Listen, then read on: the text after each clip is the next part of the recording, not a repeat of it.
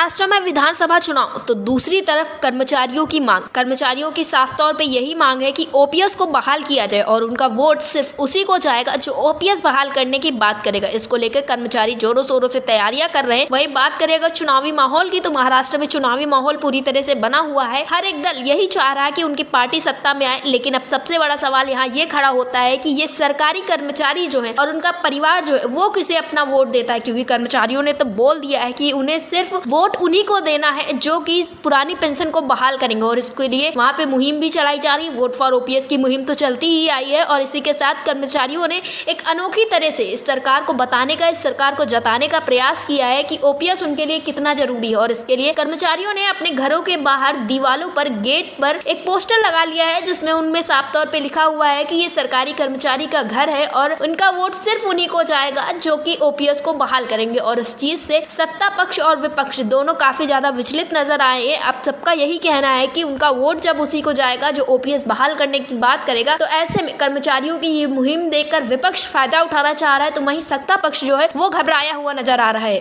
और इस विषय पर अटल टीवी की टीम ने जब बातचीत की महाराष्ट्र से एनएमओपीएस के सदस्य वितेश खांडेकर जी से, तो उन्होंने क्या कुछ जानकारियां दी है, उनका इस पोस्टर वाले कार्यक्रम पे और भी सभी चीजों पे क्या कुछ कहना है, आप भी सुनिए। वितेश जी, आपका हमारे चैनल अटल टीवी पे बहुत बहुत स्वागत है।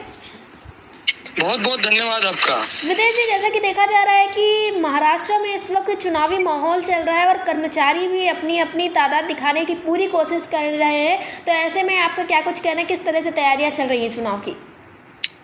आज बिल्कुल अच्छी तैयारी चल रही है। सभी लोग वोट फॉर ओपीएस के लिए चुनाव में उतरे हैं। हमारे कर्मचारी, अभी पिछले बार लोकसभा में कुछ बैलेट पेपर के इसमें धांधली हुई थी, बहुत सारे कर्मचारियों को बैलेट पेपर मिला नहीं था, तो चुनाव आयोग को हमने पत्र भी लिखा था। उसके चलते अभी पहली प्रशिक्षण में ही फॉर्म नंबर 12 देके कर्मचारियों को बैलेट पेपर सेकंड दूसरे प्रशिक्षण में मुहैया कराने का प्रयास प्रशासन से किया गया है। और वो महाराष्ट्र के कर्मचारी वोट फॉर ओपीएस को आगे ध्यान में रख के वोटिंग करने वाले हैं। जी वितेश जी, हमारी बात हुई थी आपकी टीम मेंबर से, एक तो उन्होंने ऐसा बताया था कि ओपीएस के लिए कर्मचारी जो हैं वो अपने घरों के बाहर गेट पर या दीवालों पर एक पोस्टर लगा रहे हैं, तो वो कार्यक्रम कैसा चला और उस पोस्टर पे क्या कुछ लिखा हुआ है? वो कार्यक्रम तो हर एक तहसील में बहुत अच्छे से कर्मचारी कर रहे हैं। उसमें यही लिखा है कि ये कर्मचारी का घर है और जो पेंशन देगा उसी को हम वोट करेंगे जी।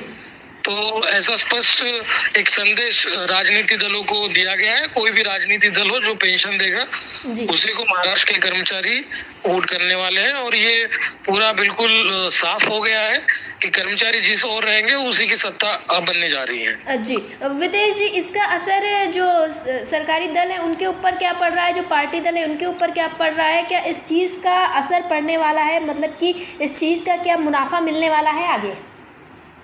जी बिल्कुल, महाराष्ट्र में 18 लाख कर्मचारी हैं। 18 लाख कर्मचारियों के परिवारजन है, तो ये सभी की ताकत एकत्रित हो रही है ओपीएस के लिए। और निश्चित इसका चिंता विपक्ष को भी होगी, पक्ष वाले जो है उनको भी होगी कि कर्मचारी का वोट किस करवट बैठता है और जिस करवट वो कर्मचारी बैठेंगे उसी करवट सत्ता भी बैठेगी। ये तय हो गया है। जी वितेश जी, अटल टीवी से जुड़ने के लिए बहुत बहुत धन्यवाद। Thank you.